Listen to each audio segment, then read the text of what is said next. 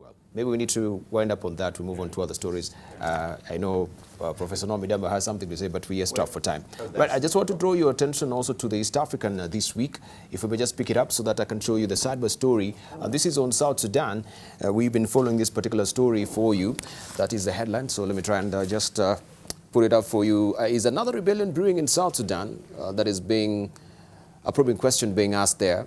The unknown whereabouts of former South Sudan Chief of General Staff Paul Malong have stoked fears, it says, that he could be preparing to foment a rebellion. The last time General Malong spoke publicly was in Uganda on December 30th at Thanksgiving prayers in Kampala, where he reiterated that he remains loyal to President Kiir.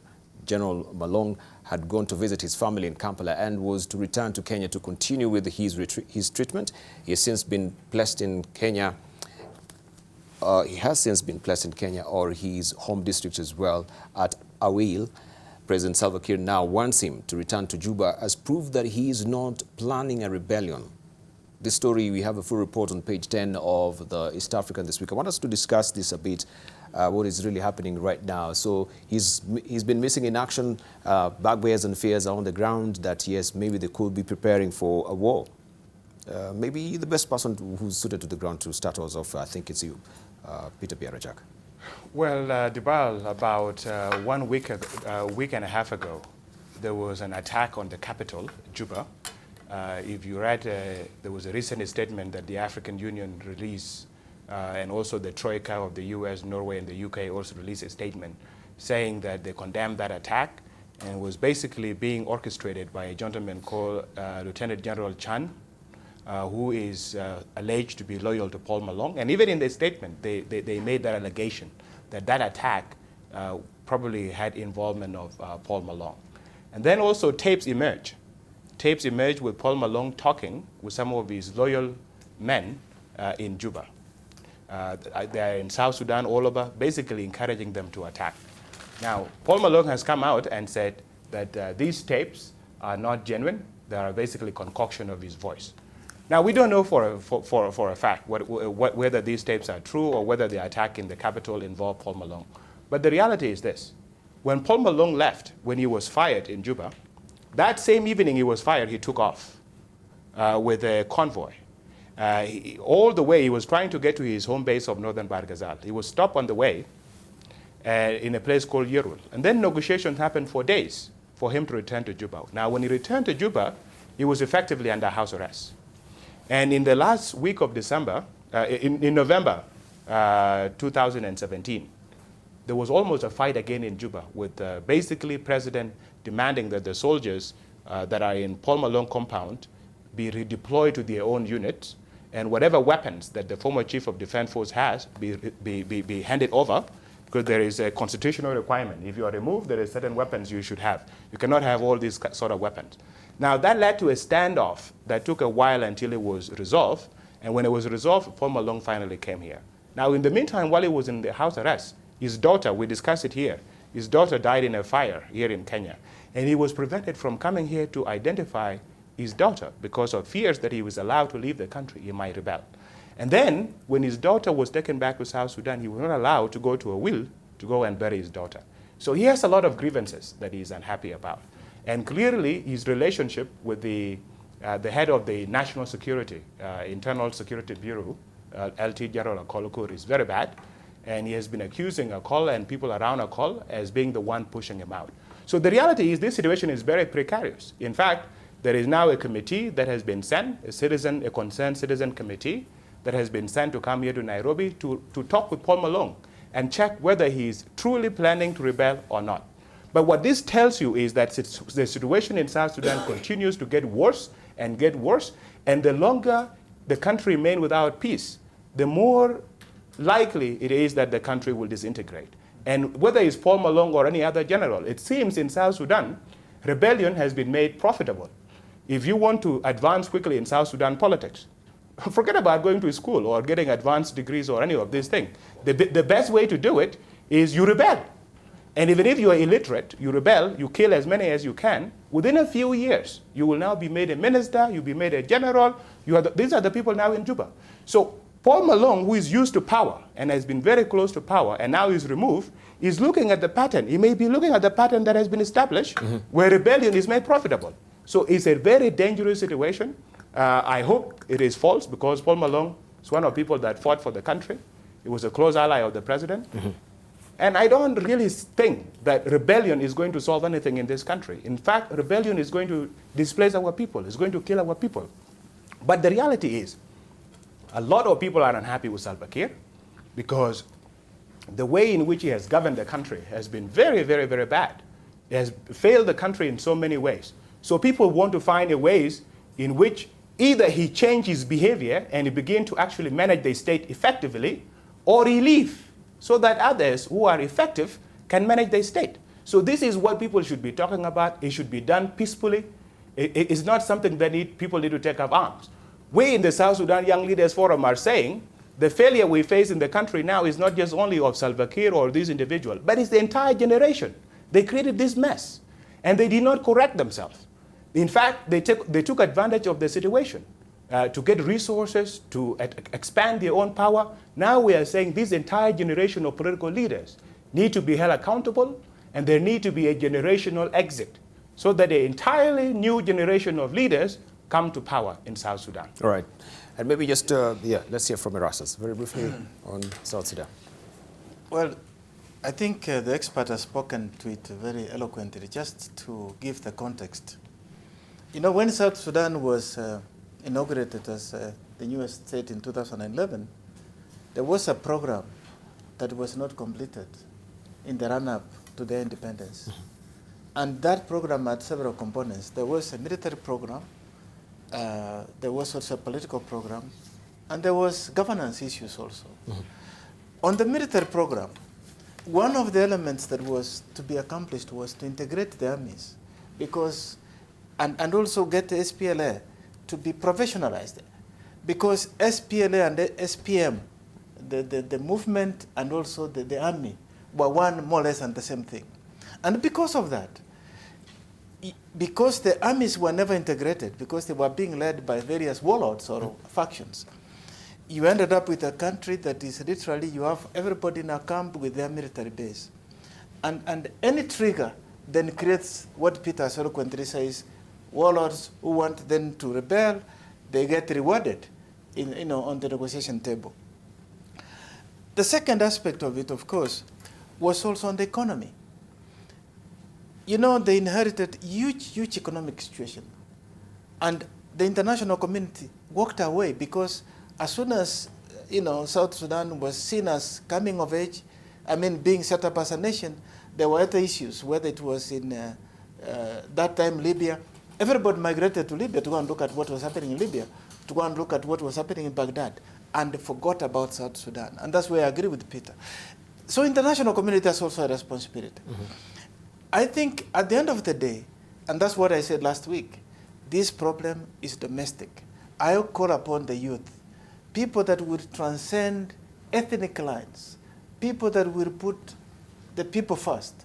Because having 4 million people displaced in one way or another, having 70% of the population being fed by grants or whatever international community, it is an eyesore to anybody. That these can come together and forge a unity, have an inter-Sudan conference that brings in, reaches everybody, craft a new dispensation, have elections, and then emerge a country, and possibly in that election. Because even if you went and say, well, let President Salva Kiir step aside, what instrument are you going to use? It's not going to be easy. It has to be democratic at the end of the day. And so we are really in a quagmire, but I want to commend the youth because he himself is already very active in putting together a group that will be able to move. Right, thank you. Noah Midama, very briefly on that. Dubal, I hate to say this, but this is what Trump is talking about. This is one of the best examples coming out of Africa. This fellow is not capable of unifying the country. He does not have vision. He doesn't have the intellect to relate to the people, to the military, to everybody. He is a problem, and the country cannot move any further with this fellow at the helm. The issue is, it is said to keep your enemy closer to you. Yeah. President Kenyatta used to keep Paul Malong very close. He doesn't go to sleep unless you know where Paul Malong is. But the issue is here, he's paranoid. He's unsettled. That is the issue. And for Africans to continue working with this guy and hope he can change tomorrow, no, it's not going to happen. It's not going to happen. It's time, Dibal. It's time that the Malongs, the Machars, the Kirs just leave. Yeah. There are many leaders in South Sudan educated. We have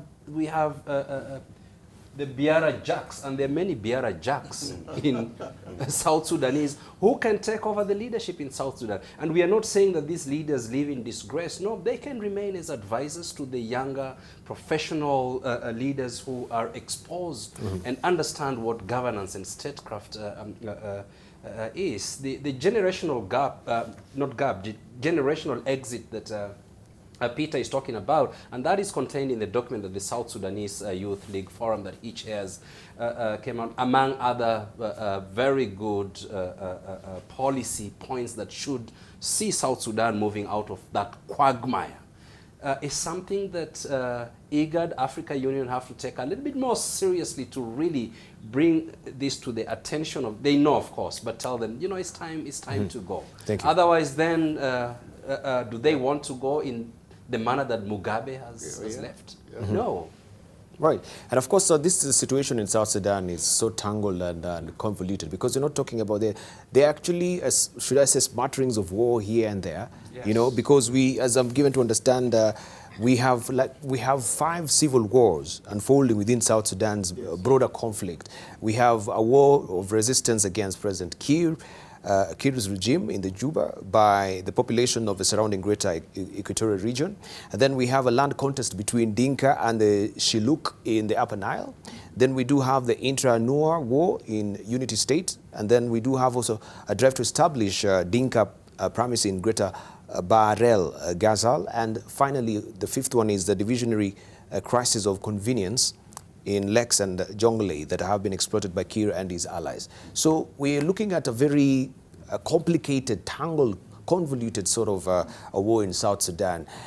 In light of all this, because we're given to understand this is when you're bound to be having your general election, according to the ACRS resolution 2015, do you think that is likely to happen? No. The elections are not possible in this context. You just mentioned the conflict that is happening. Yes. And to do even elections, we were supposed to have done a census and then demarcate the districts. None of this has been done, right? Since we got independence, we did not do the census. And the last census that was done was 2008, and President Salva Kiir and the entire government of South Sudan even rejected the results. So technically speaking, we don't even know the population of the country. How can we do elections? Now we have war going on. We have displacement of 4 million going on. You have the rest of the population living on hands out from the United Nations. This is not possible. But in February, the IGAD is reconvening all the warring parties in South Sudan in Addis Ababa for a high-level revitalization forum of a previous agreement that was signed in 2015. The idea is try to revive this agreement and set a new timeline toward elections so that the election could be held. And I agree with you, Ambassador. There is no way President Kiir can be removed from power except through democratic processes. It cannot happen militarily. It cannot happen through any other means whatsoever. And by the way, it would even be dangerous for South Sudan if we have a change of government through a coup or through a military takeover, because that will trap us in an ethnic war forever, and in similar cases like Congo. So the idea is to find a way in which this generation of leaders is carefully taken to retirement. And by the way, in the SPLM, when we were child soldiers in the bush, this is what John Garang and even Salva Kiir himself used to talk about. They used to tell us that you are young, go to schools. You are the seeds of South Sudan. Tomorrow will be your day for you now to provide the leadership to the movement and to the country and to build the country. This is what we are saying now. We are saying, you, the leaders that fought for the country, you have reached the maximum of your contribution to the movement and to the country. Thank you. And now is the time to allow an entirely new generation of leaders that even emerge during the conflict and that understand the history of the struggle of our people to take over and move South Sudan forward. Thank you. All right. Taking over through elections? Elections, of course, it will be through democratic processes. We are going to mobilize the entire population, and including the patriots. Thank you. All the patriots are going to be mobilized, and we will use democratic means to reclaim back our movement and our country. Thank you very much. Now we want to actually draw your attention to what happened in Eldoret. Just we'll be remiss if we don't really talk about this. We can run that particular clip and you see how also the city askaris in Eldoret actually were beating that particular hawker, black and blue. And those APs and county askaris as well, if you may just drop the tag so that we can see clearly as well. What does this really remind you? Because this is what really happened in Tunisia. You remember Mohamed Bouazizi and the police actually who accosted Mohamed Bouazizi because he was trying to sell off his trades. He was actually a fruit vendor. And that particular morning, he came and put up his structure, wanting to sell his foods, and he was beaten black and blue just as we see here. And what really emanated there from Tunisia is the self-immolation of Mohamed Bouazizi. And then he lit up himself. Of course, that is the immolation we're talking about. And from then we had the Arab Spring. Very briefly, this particular happening in Kenya, this epic of time, when you're actually trying to just make a living. And then we had leaders also coming with the trouble line that, of course, our people are being targeted. Why were they picking and profiling one community, so to speak? Barunga, very briefly, as we're running up. Nothing to say about this, because the most unfortunate thing is that those officers are still working. All right. But this has the potential of sparking a revolution, just as we It's saw. very unfortunate. It's very unfortunate that actually those officers are still working. Thank you. Dr. Mustafa. I look at it from 2 points of view, Dibal. This is very unfortunate. This kind of violence should not be meted on Kenyans. There is a way that you can take that man and if he's breaking the county laws or bylaws to ensure that he is not on the spot that he's not supposed to be selling. And so that is unacceptable. Those officers that are mistreating this young man, they should just be charged for malicious damage and violence and violating that person's dignity. Yeah. The second point here is that we must be a nation that respects the rule of law and order. So hawkers should be provided for special zones where they can hawk their merchandise. And we've seen in Nairobi here that there are people who goes in front of a shop and put their wares there, then obstructing the shops and who are paying licenses and all that. So it's a two-way thing. Thank you. Right. No, Midamba. Very briefly. Yeah, just reflecting on Mustafa's point. We cannot have a country that does not have law and order and then expect us to grow. The second thing is Captain Werunga was involved with the police reform. I'm not sure what that police reform means when in Nairobi, young men carrying a fimbo and beating an innocent woman who's walking across at the back, and they're kicking people down, and these same people are still in uniform. Thank you. This is unacceptable. Thank you. Ambassador. It all points to our value system, and I want to agree with what has been said by my fellow panelists. We need to do some introspections and ask ourselves, where are our values? The thing about what happened in Eldoret, when you saw the reactions coming, and as you rightly mentioned, it was now being contextualized as ethnic profiling. And that is a very dangerous ground to go to. And so I think, as Werunga said, I think somebody should move quickly and bring these police to book. And unfortunately, we hear all this time that, okay, no file has been opened and nothing happens. And so this is something that really, these reforms of police should address immediately if you have to maintain the people's faith and values. All right. I think we should be winding up on that note. But if my director may just indulge me, of course, we are eagerly awaiting to see what IPOA will do on this, eagerly waiting to see the report from Mumias. As far we know, also, women were actually brutalized there by policemen, you know, some of them even poking some of the batons in their tenders as well. That report, 1 year down the line, we're still eagerly waiting for it. Baby Pendo, they just began also the investigations as well. We eagerly awaited to see what will happen with that. Now.